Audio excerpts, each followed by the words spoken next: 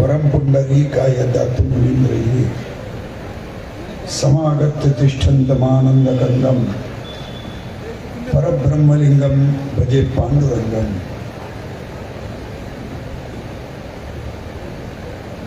JSPM शिक्षण संस्था लातूर द्वारा आयोजित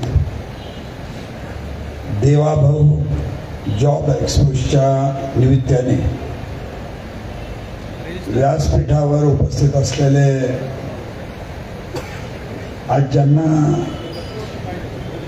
आमच्या औषधाचा विकास पुरुष म्हणून ओळखलं जातं व त्याही पेक्षा आता अजितरावने म्हटल्यासारखं देवाभाऊचा कार्यक्रम आहे आणि औषधाचे आमदार उपस्थित नाही असं कधी होणार नाही। त्यामुळे या कार्यक्रमास आवर्जून उपस्थित असलेले आमचे औषधाचे आमदार आदरणीय पवार साहेब, आज मी आता इथं एक विठ्ठल रुक्मिणी मूर्तीची प्राणप्रतिष्ठा आहे, त्यांचे 8-10 फोन आले, पण सकाळी गिरीश पाटलांचा फोन आला की महाराज तुम्हाला कार्यक्रमाला यायचं आणि पाटील साहेबांनी या म्हणलं। मी म्हणलो मी काही येणार नाही। परत पाटलांचा फोन आला की तुम्हाला कवेकर साहेबांचा फोन येईल आणि आपण यायला पाहिजे। मला म्हणले 5 मिनिटात तुम्हाला सोडतो। अहो पण ते भजन उभं राहिलेलं आहे आणि आज या कार्यक्रमाला आवर्जून आलो त्याची 2 कारण आहेत। एक तर आदरणीय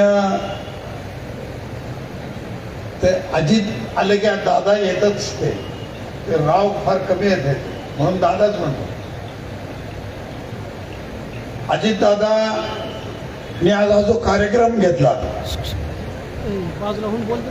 हा कार्यक्रम कोण घेतला याच्या मागे फार मोठं उद्दिष्ट आहे। ते स्वतः फार मोठे अभ्यासक आहेत। त्यांनी 3 प्रकारच्या डिग्र्या प्राप्त केलेल्या आहेत। एक हिंदुस्थानात केली आहे आणि 2 बाहेर घेतलेल्या आहेत, इंग्लंडला घेतली। ते इंग्लंडला त्यांनी ती घेऊन आलेली डिग्री आहे। हे म्हणजे आपण म्हणू अमेरिकेला जाऊन डिग्री घेऊन आले, इंग्लंडला जाऊन डिग्री घेऊन आले किंवा हिंदुस्थानामध्ये राहून आपण डिग्री घेतली, त्याचा काय फायदा होणार आहे? तर त्याचा हा फायदा होणार आहे की आपण राजकारणात सुद्धा असताना नेहमी समाजातील आणि आपण जिथं राहतो तिथल्या मुलांसाठी आणि तिथल्या लोकांसाठी काम करण्याची सतत दृष्टी आणि बुद्धी तिथं असते, इतकं लक्षात घ्या। पहिलं तर कारण ते आहे। दुसरं महत्वाचं कारण असं आहे की विकासाची दृष्टी नेहमी घेऊन काम करायची त्यांची तडफड आहे आणि त्यामुळे खूप लहान वयात ते लातूर शहराचे भारतीय जनता पक्षाचे अध्यक्ष झाले। आणि तिसरी महत्वाची गोष्ट, जसं आमच्या जिल्ह्यामध्ये मुख्यमंत्री म्हणले की अभिमन्यू पवारांकडे दृष्टी जाते, तसं आता 70 ते 80% तरी झालंय की लातूर म्हटलं की अजितराव कवेकर आणि अजितराव कवेकर म्हटलं की डायरेक्ट मुख्यमंत्री, अशी एक दृष्टी आज लोकांची झालेली आहे। आणि तिसरा महत्वाचा विषय आहे, आता सांगितलं त्यांनी की 581 आतापर्यंत असे मेळावे झालेले आहेत की आपला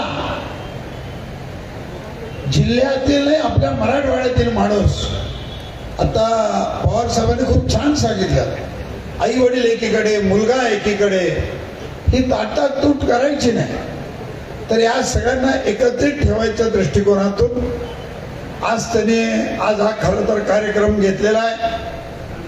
आदरणीय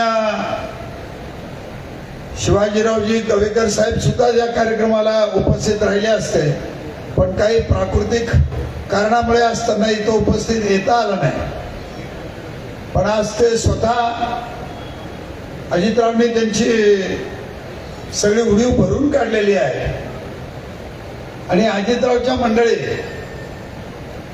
ह्या कायद्याचे अभ्यासक आहेत, नाही ते लॉ आहे. म्हणजे अजितराव कुठेतरी चुकले कायद्यात,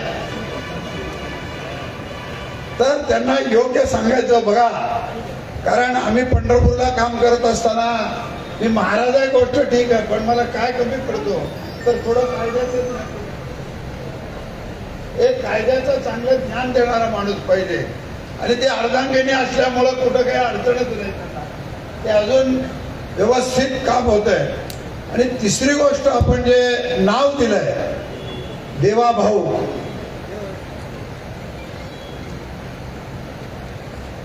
एकच शब्दात सांगतो, श्री विठ्ठल रुक्मिणी मंदिर समितीला गेले 700 वर्षाचं रूप जे तुम्हाला आणि मला सुद्धा बघायला मिळतंय, ते केवळ देवा भाऊ मुळे बघायला मिळतंय असं म्हटलं तर भाऊ होणार नाही, लक्षात घ्या.